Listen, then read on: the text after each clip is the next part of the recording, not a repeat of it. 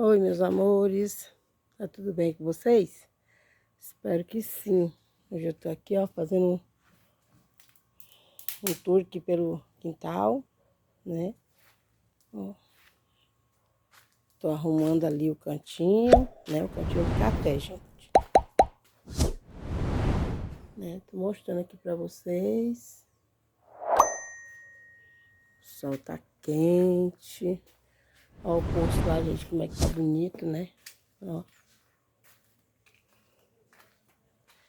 Né? Aquele cantinho ali também, ó. Tá vendo? Olha como é que tá a plantinha, gente.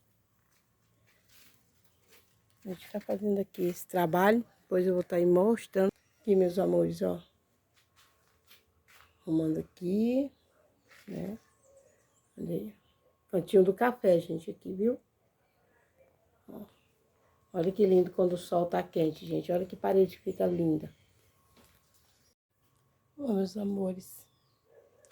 Dando arrumada aqui. Ó. As plantinhas. Tô dando arrumada aqui no cantinho do café. Tirei as cadeiras dali. Tô arrumando ali, ó. Depois tiver tudo arrumadinho aqui, eu vou estar mostrando aí pra vocês. Tá bom? Então, aguarde aí. E depois eu vou estar aí mostrando aqui pra vocês. Tá bom?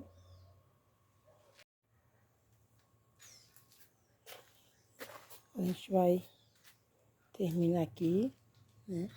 Mostrar aí pra vocês, ó. Ali é o poço. Ó.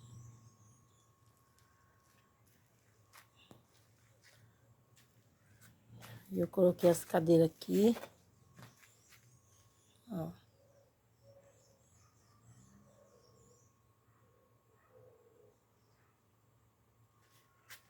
Aqui é o cantinho do café, meus amores. Ó.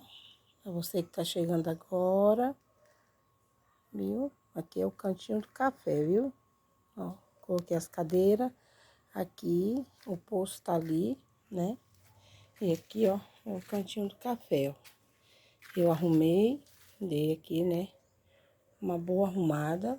Mudei tudo. As cadeiras, meus amores, que estavam ali, elas estavam aqui, ó. Aí eu tirei e coloquei a mesa. Eu achei que ficou melhor assim, né? Olha aí. Coloquei as cortinas, lavei, coloquei, né? E olha só como é que ficou aqui, ó. Eu achei que ficou melhor assim, né? Ficou bem bacana, né, gente? Olha aí, meus amores.